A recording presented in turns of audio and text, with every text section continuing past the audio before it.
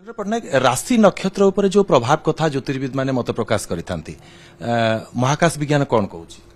देखु राशि नक्षत्र गोटे गोटे काल्पनिक जिनस बोली मुझे कहबी जो राशि कथा आम कहे से आकाश में किसी लोक किसी तारा को जोड़ी गोटे राशि कल्पना करते जोटा कि से आम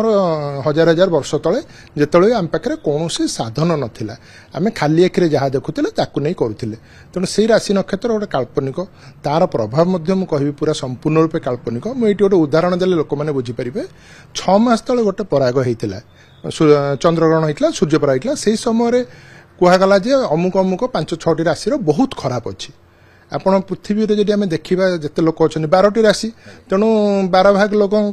रु 6 भाग लोक माने अधा लोकंकर खराब समय थिला गत 6 मास धरी खराब समय थिला 6 मास तले तले ग्रहण होइतिला से माने प्रेडिक्ट करथिले तो आपण निज कथा निजे बे भाबंतु जे गत 6 मास रे आपनको जीवन रे किछि भलो एकदम किछि खराब एकदम हेछि कि जहा चलतिला सेया चलछि गतानुगतिक भाव रे अति किछि भलो कहार हे जाइनी बा कहार किछि खराब हे जाइनी से माने मु कहबी आपणकर खराब हबो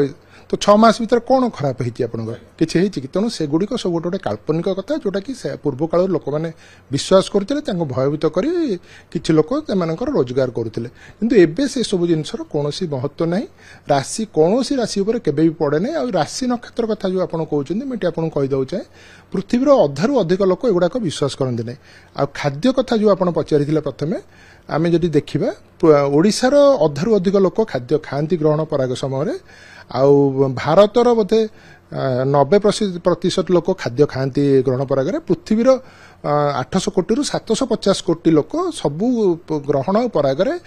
गत माने वर्ष वर्ष धरी खाई आसुछन्ति कहार किछि कोनोसी क्षति हो नै तेणु सेगुड़िक गोटे चलनी जोटा कि आमर किछि अंचल रही जदि समस्त से प्रोब्लेम होता पृथ्वी जाक लोक होता केवल कहीं आम ओडियार किछि ओडिशार किछि लोक